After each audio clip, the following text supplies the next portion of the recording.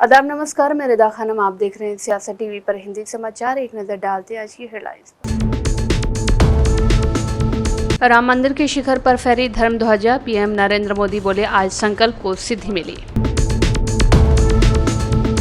Delhi NCR में प्रदूषण ने लिया विकराल रूप, गंभीर बीमारियों का खतरा बढ़ा। दिल्ली में पालतू पिटबुल ने बच्चे पर किया हमला, बुरी तरह से जख्मी मासूम अस्पताल में भर्ती। वाराणसी में 7 बूथों पर नहीं पहुंचे बीएलओ, 31.50 लाख लोगों को एसआईआर फॉर्म भरना है, डीएम ने दिए निर्देश। इथियोपिया में फटा ज्वालामुखी और भारत में असर भी दिख रहा है। अब समाचार विस्तार से। अयोध्या में आज ऐतिहासिक पल था। श्री राम जन्मभूमि मंदिर के शिखर पर धर्म ध्वज फहराया गया। प्रधानमंत्री नरेंद्र मोदी ने इस अवसर पर हाथ जोड़कर भगवान को प्रणाम किया। इस मौके पर प्रधानमंत्री ने कहा कि सदियों के बाद घाव भर रहा है, सदियों की वेदना आज विराम पा रही है। साथियों, आने वाली सदियों और सहस्त्र शताब्दियों तक ये धर्म ध्वज प्रभु राम के आदर्शों और सिद्धांतों का उद्घोष करेगा।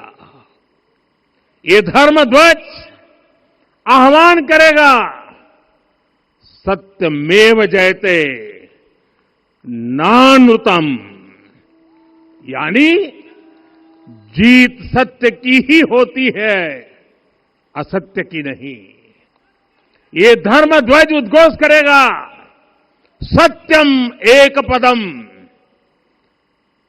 ब्रह्म सत्य धर्म प्रतिष्ठित, अर्थात सत्य ही ब्रह्म का स्वरूप है, सत्य में ही धर्म स्थापित है। ये धर्म ध्वज प्रेरणा बनेगा, प्राण जाए पर वचन न जाहि, अर्थात जो कहा जाए वही किया जाए। ये धर्म ध्वज संदेश देगा, कर्म प्रधान विश्व रची राखा, अर्थात विश्व में कर्म और कर्तव्य की प्रधानता हो। ये धर्म ध्वज कामना करेगा, बैर न विग्रह आस न त्रासा। असम विधानसभा के शीतकालीन सत्र पर कांग्रेस विधायक भास्कर ज्योति बरुआ ने कहा कि तिवारी आयोग पर बहुत चर्चा हो रही है। हालांकि ये 42 साल पुराना है। बहुत सारे मुद्दों पर चर्चा की जरूरत है, जैसे कि बेरोजगारी, जुबिन गर्ग की मौत, सड़कों को विकास की जरूरत है। लगभग 7% क्षेत्रों में पानी का संकट है। नहीं, ऐसी बात ऐसी है, हम अभी जो तिवारी कमीशन है वो बहुत चर्चा में है, लेकिन मेरी जहन में जो बात है, मैंने जो उपलब्धियां हैं जो 1983 तो उस समय हम लोग भी काफ़ी सारे आंदोलन हम लोग किए थे। 79 से वी वर इन कॉलेज। तो अभी 42 साल के बाद में तिवारी कमीशन का जो भी है ना, वो टेबल का ऊपर में 1987 में वो दाखिल किया गया, उसका सारा चीज़ मिल गया। और हम लोग का जो अध्यक्ष था उन्होंने स्वीकार भी किया है, कल बोला भी है हम लोग को स्पीकर के सामने जी ये सारा मामला हम लोग का ये किया हुआ है। तो सेकेंड टाइम एक ओल्ड चीज़ को, 42 साल पुराना चीज़ को फिर हम लोग ला करके उसको फिर दोहराएंगे, ये समय का अनुसार ये कितना सही होगा नहीं होगा ये हमें पता नहीं है। क्योंकि मैं जो समझता हूँ, अभी मेरे हम लोग के सामने बहुत सारे चीज़ें हैं, जैसे अभी जो अपनी जो बेरोजगारी का है, और हम लोग का मेनली जो भी justice for Zubeen Garg, that is one of the main issues. And apart from that हम लोग का जो स्मॉल ट्री ग्रोवर्स है उनको बहुत सारे प्रॉब्लम्स है, ढेर सारे प्रॉब्लम है। एलिफेंट और इसका जो हम लोग का कॉन्फ्लिक्ट है, उसके ऊपर में आपका पंचायत का जो वर्कर्स है, they are agitating a lot, they are asking for justice. वो लोग ये कर रहा है जो उन लोग का परमानेंट जॉब चाहिए, उनका मेडिकल बेनिफिट चाहिए, उनका 60 साल तक उनका काम का ये चाहिए। तो बहुत सारे ऐसे मुद्दा है, रोड्स का प्रॉब्लम्स है, आपका जो हम लोग का इरोशन का प्रॉब्लम है, जल जीवन मिशन का एक बहुत बड़ा मुद्दा है। एसआईआर पर कांग्रेस नेता पवन खेरा ने कहा कि बिहार में कितने घुसपैठिए पकड़े गए हैं, उनमें से एक का नाम भी नहीं लिया गया। एसआईआर विपक्ष का मुद्दा नहीं है, बल्कि हर एक मतदाता का मुद्दा है। भाई आप ये कहते रहो एसआईआर घुसपैठिया, बिहार में कितने घुसपैठिए निकले बताओ तो। एक घुसपैठिए का नाम नहीं दे रहे एसआईआर में जो निकल कर आए हो। हमें तो यह नहीं समझ में आ रहा, गृह मंत्री बार बार अपनी विफलता क्यों बताते हैं साहब कि मेरे रहते हुए घुसपैठिए आ गए देश में। एसआईआर विपक्ष का मुद्दा नहीं है, माफ कीजिएगा। एसआईआर इस देश के एक एक वोटर का, एक एक नागरिक का मुद्दा है। तो आप इसको कैसे देखिए, आप बीएलओज पर ही आ जाइए, कितने बीएलओज आत्महत्या कर रहे हैं। नोएडा में, यहां पड़ोस में 67 बीएलओज पर एफआईआर करा दी गई डीएम द्वारा। बीएलओज पर किस तरह का दबाव, किस तरह का प्रेशर डाला जा रहा है? क्या उनसे इलेक्टोरल रोल्स को जल्दबाजी में कुछ गड़बड़ करने को कहा जा रहा है?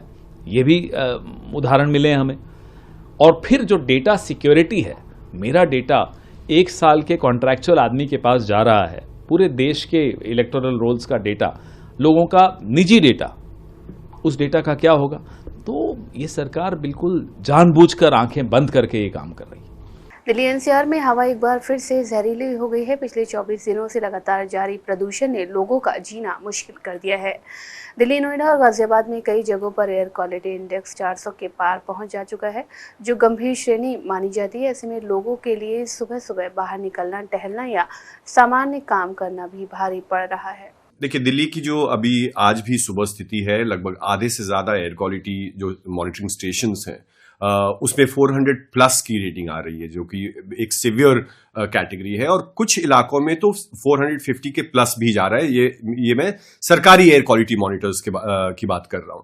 प्राइवेट एयर क्वालिटी मॉनिटर्स में स्थिति बहुत ही खराब है। अगर आप देखें, मेरे घर के अंदर भी 397 का AQI है। तो स्थिति कह रहे हैं कि कल के बाद थोड़ी सी ठीक हो सकती है। और अभी तो पराली जलाने का भी काम जो है वो खत्म लगभग हो चुका है। तो लार्जली जो लोकल पोल्यूटेंट्स है और टेम्परेचर में जो डिप हो रहा है, उसके कारण जो स्थिति है वो सिवियर प्लस में है। आप अध्यक्ष सौरभ भारद्वाज ने कहा कि एक देश का दुर्भाग्य है कि केंद्र सरकार द्वारा सिर्फ एक औपचारिक बैठक की जाती है, जबकि पूरी दिल्ली त्रस्त है, लोग सड़कों पर है। और इस बार भी सरकार ने सिर्फ औपचारिकता के लिए बैठक की है। पराली जलाने से रोकने के लिए सब्सिडी क्यों नहीं दी जाती? सरकार को प्रदूषण कम करने के लिए लक्ष्य निर्धारित करने चाहिए और जो राज्य सबसे ज्यादा प्रदूषण कम करता है उसे केंद्रीय करों में हिस्सा दिया जाना चाहिए। देखिए, ये देश का बड़ा दुर्भाग्य है जब पूरी दिल्ली में त्राही त्राही हो जाती है, कोर्ट सरकारों से सवाल पूछने लगते हैं, लोगों को सड़क पे उतर के आना पड़ता है, तब एक फॉर्मेलिटी के तौर पे हर साल केंद्र सरकार एक मीटिंग करती है, सभी राज्यों को बुलाती है, बड़ी बड़ी बातें करती है और उसके बाद सरकार 1 साल के लिए सो जाती है। मैं ये मानता हूं कि इस बार भी सरकार ने सिर्फ औपचारिकता के लिए, सिर्फ फेस सेविंग के लिए मीटिंग की है। आप किसानों को सब्सिडी देंगे स्टबल बर्निंग के लिए, कितनी देंगे इसके बारे में कोई फैसला नहीं किया गया। एनसीआर के राज्यों में, हरियाणा में, उत्तर प्रदेश में, राजस्थान में अभी भी कोयले से चलने वाले प्लांट क्यों चल रहे हैं? उनकी जगह हाइड्रो पावर से बिजली क्यों नहीं दी जा रही? इसके ऊपर कोई फैसला नहीं लिया गया। क्या केंद्र सरकार को तमाम राज्यों के साथ बैठकर एक ऐसे रोड मैप पे काम करना चाहिए जिसके माइलस्टोन्स तय किए जाएं? कौन सा राज्य प्रदूषण कम कर रहा है, उसके हिसाब से उसको सेंट्रल टैक्सेस का शेयर दिया जाए। जब तक आप कठोर जो है कदम राज्य सरकारों के खिलाफ नहीं उठाएंगे, तब तक दिल्ली के अंदर तो सब कुछ किया जाएगा, मगर उत्तर प्रदेश, हरियाणा, राजस्थान की सरकारें कुछ नहीं करेंगी और इसी तरीके से चलता रहेगा। दिल्ली सरकार ने अभी order 50% work from home. Delhi के प्रेम नगर थाना इलाके से एक दिल दहला देने वाली घटना सामने आई है, जिसने पूरे इलाके में दहशत फैला दी है। यहाँ एक पालतू पिटबुल ने गली में खेल रहे 6 साल के मासूम बच्चे पर अचानक हमला कर दिया। पिटबुल द्वारा किया गया ये हमला इतना खतरनाक था कि वो खुद वो बचा नहीं सका। पिटबुल ने बच्चे को पूरी तरह से घायल कर दिया और उसका एक कान तक काट डाला। ये मैं यहाँ कुर्सी पर अपनी बैठा था, मैं दुकान के अपने, संडे के दिन था कल। और कल मैं 3:15 के आसपास मैंने देखा बच्चा खेल रहा है बॉल के साथ। बॉल खेलते खेलते वहाँ लेने गया, इतने देर में सडनली जो कुत्ता है वो कुत्ते ने बच्चे को झपटने के बाद भाई उस बच्चे को खींचा उधर तक।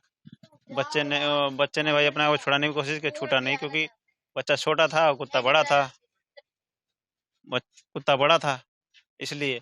और क्या है कि वो जो ओनर है, ओनर भी खींच नहीं पा रही, क्योंकि ओनर के पास जानी नहीं है, क्योंकि जो ओनर है ये चीज। कौन सा नस्ल का कुत्ता ये पिटबुल था। हाँ जी। अच्छा, ये आसपास के लोगों से बात की, उन्होंने कहा कि इससे पहले भी हाँ, इससे पहले इंसिडेंट हुए हैं अपने पीछे कॉलोनी के अंदर का हुआ है। ये पीछे लड़का खड़ा है, यहाँ पे इसका जो है लड़के के साथ भी इंसिडेंट। इसी कुत्ते ने कहा। हाँ सेम। हाँ, अब जो बच्चा है उसकी हालत कैसी है? आपने बच्चे को बचाया? बचाने के लिए तो मैं भी बचाया था, एक पड़ोसी भी थे वो भी बचाए थे, क्योंकि हमने कुत्ते को भगाने के लिए कोशिश करी वो भाग जाए। जब वो कान हट गया बच्चे के थ्रू, जब वो कुत्ता हट गया कुत्ते से, बच्चे की हालत तो बेकार है अभी, क्योंकि बच्चा बेहोश है। बच्चा बेहोश होने रीजन से तो वो अभी एडमिट है एम्स में या अपने कोई हॉस्पिटल में, 2-3 हॉस्पिटल रेफर कर दिया उन्होंने एक्चुअल में, और कान लगा नहीं है बच्चे का। कितना बड़ा बच्चा? जिले में रविवार को मतदाताओं का एसआईआर फॉर्म भरवाने का अभियान चलाया गया। ग्रामीण और शहरी क्षेत्रों में करीब 7 बूथ ऐसे रहे जहां बीएलओ ही नहीं पहुंच सके। इस कारण फॉर्म भरने वालों को लौटना पड़ा। दूसरी तरफ जिला प्रशासन ने फॉर्म भरने की प्रक्रिया में तेजी लाने की कवायद शुरू की है। डीएम सत्येंद्र कुमार ने कहा कि मतदाता एसआईआर फॉर्म भरकर 30 नवंबर तक जमा करा दे।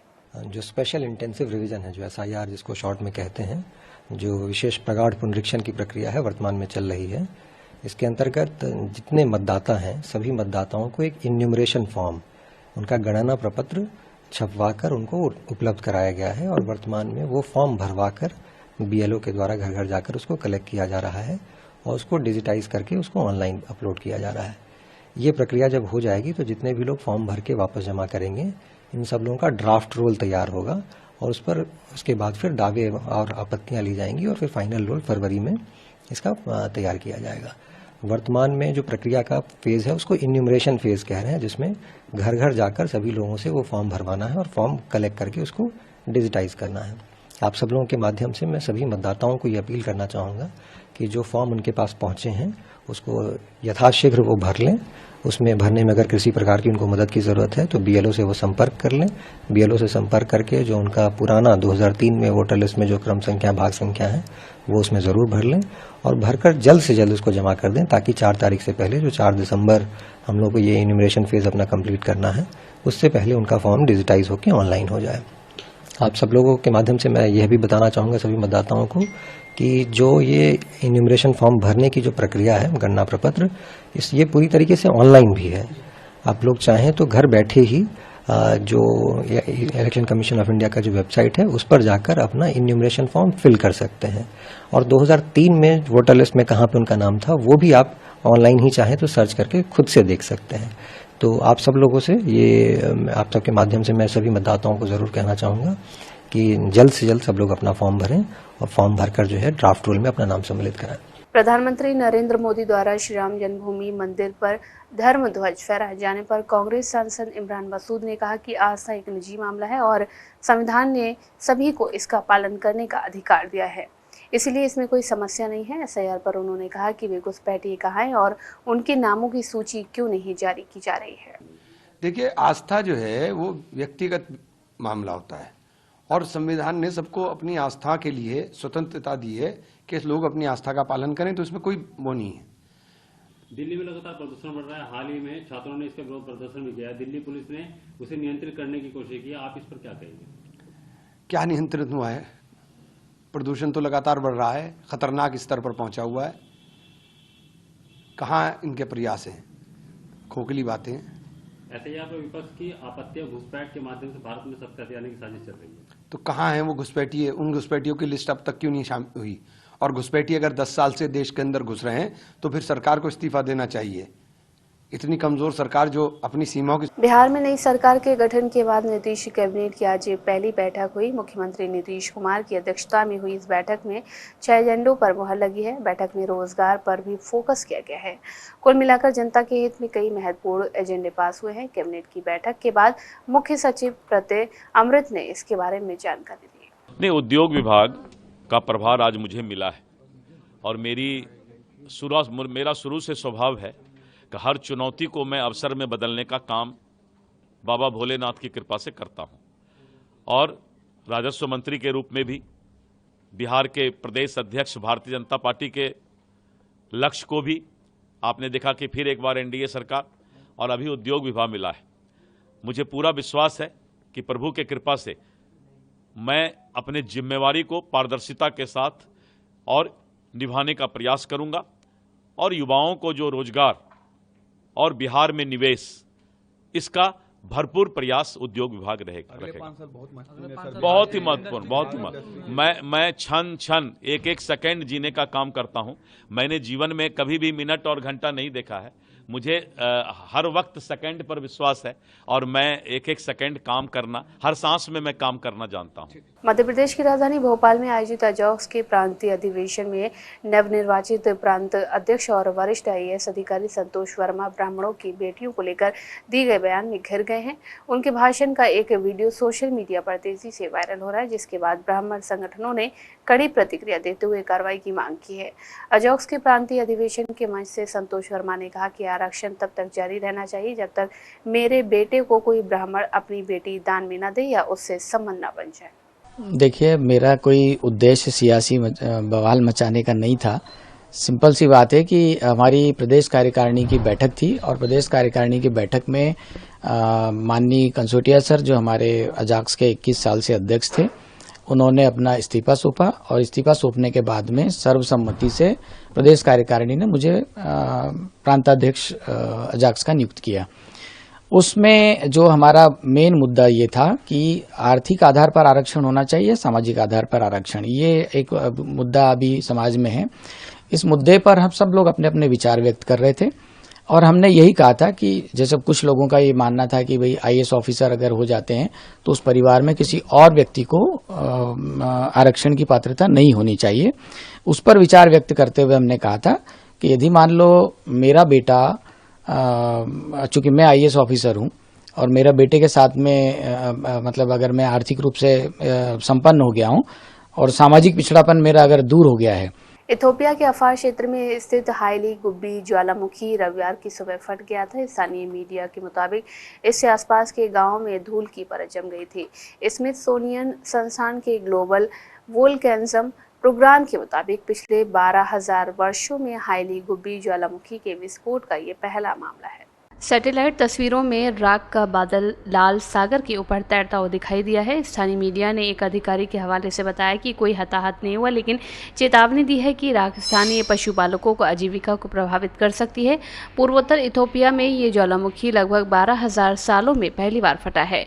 इससे घना धुआं 14 किलोमीटर ऊंचाई तक आकाश में उड़ता हुआ दिखाई दिया है। ज्वालामुखी से निकला गुबार यमन, ओमान, भारत और उत्तरी पाकिस्तान तक बहकर पहुंचा। हताहतों या विस्थापितों की संख्या के बारे में तुरंत कोई जानकारी उपलब्ध नहीं है। इंडिया मेट स्काई वेदर ने एक्स पर लिखा था कि राख का बादल उत्तर भारत की ओर बढ़ सकता है। हाइली गुब्बी ज्वालामुखी क्षेत्र से गुजरात तक इसका असर दिखाई दिया। ज्वालामुखी का विस्फोट तो थम गया है, लेकिन ये राख का बादल वायुमंडल में उठ चुका है। ये 100 से 120 किलोमीटर प्रति घंटे की रफ्तार से उत्तर भारत की ओर बढ़ रहा है। हिंदी समाचार बस यही समाप्त होता है। मुझे दे इजाजत। आप बने रहें सियासत टीवी के साथ।